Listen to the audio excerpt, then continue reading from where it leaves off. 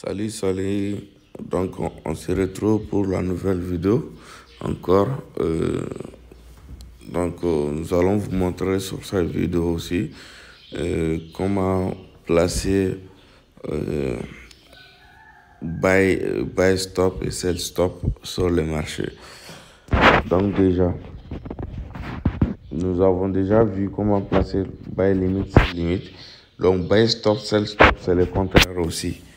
Par exemple, si tout de suite le prix du gold est tout de suite à 1795, on voit entre 1795 et 1794.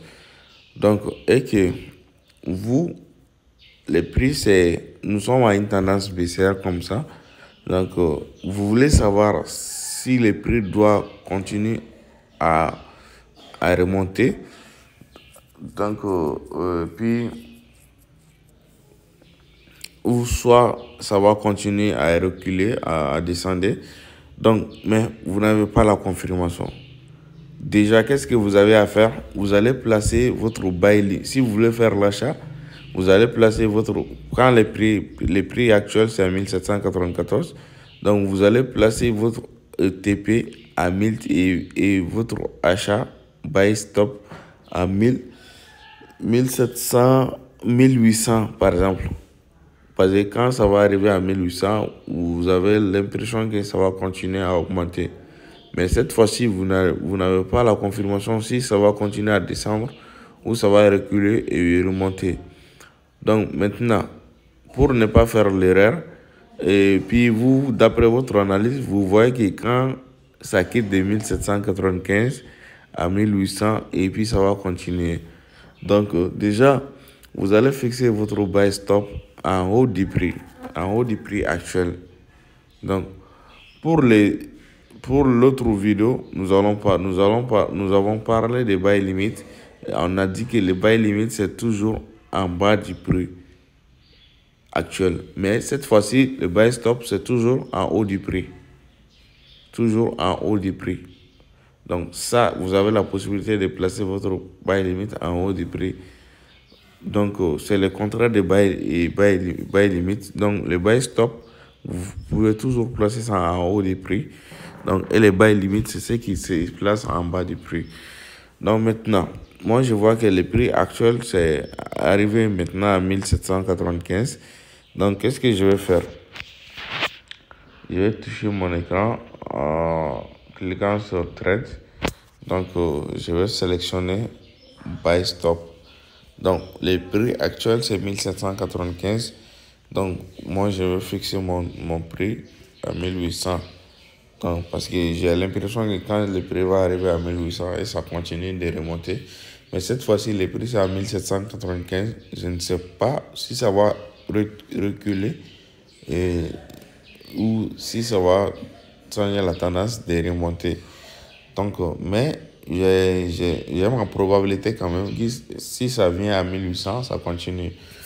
Donc, déjà, je fixe mon prix en haut du prix actuel pour buy stop. Ensuite, je vais fixer le TP comme l'autre fois.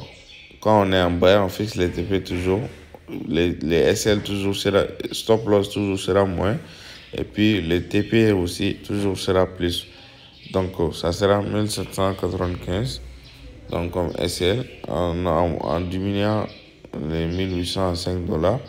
Et puis, en augmentant aussi les 1800 à 5 $, ça sera 1805 pour TP. Donc, ensuite, vous cliquez sur placer. Donc, cet ordre a été placé. Donc, ça, c'est des buy stop. Nous allons aussi fixer des sell stop. Donc, c'est le contraire aussi de sell limit. Donc, je clique sur trade. Je clique sur sell stop. Donc, c'est-à-dire, on fait les sell stop quand les prix, par exemple, quand le prix du marché est en train de chuter, mais vous ne savez, souvent les prix chutent et puis en chutant aussi, ça peut changer la tendance et puis remonter encore. Mais vous regardez sur votre graphique, vous voyez que le prix est en train de chuter, mais vous disiez aussi, est-ce que ça va se remonter à ce niveau? Mais d'après tes analyses, vous voyez que quand ça chute à un certain niveau, ça continue de chuter. Donc maintenant, c'est à vous de fixer votre TP et votre sell stop, donc en bas du prix. Les sell stop se fixent en bas du prix. Comme on avait dit l'autre fois dans notre vidéo, que buy stop sell limite se place en haut du prix, mais cette fois-ci, les sell limite se placent en bas du prix actuel. Donc, notre prix actuel, c'est 1795. Donc, nous allons fixer notre prix, par exemple, à 1790.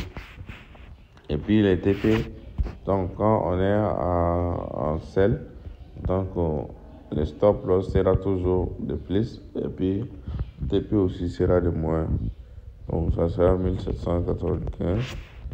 Donc, et puis, TP, ça sera 1785. Donc, cliquez sur placer. Donc, voilà. C'est comme ça qu'on place les buy stop et sell stop. Donc, merci. Dans la prochaine vidéo, nous allons parler aussi buy stop limit et sell stop limit.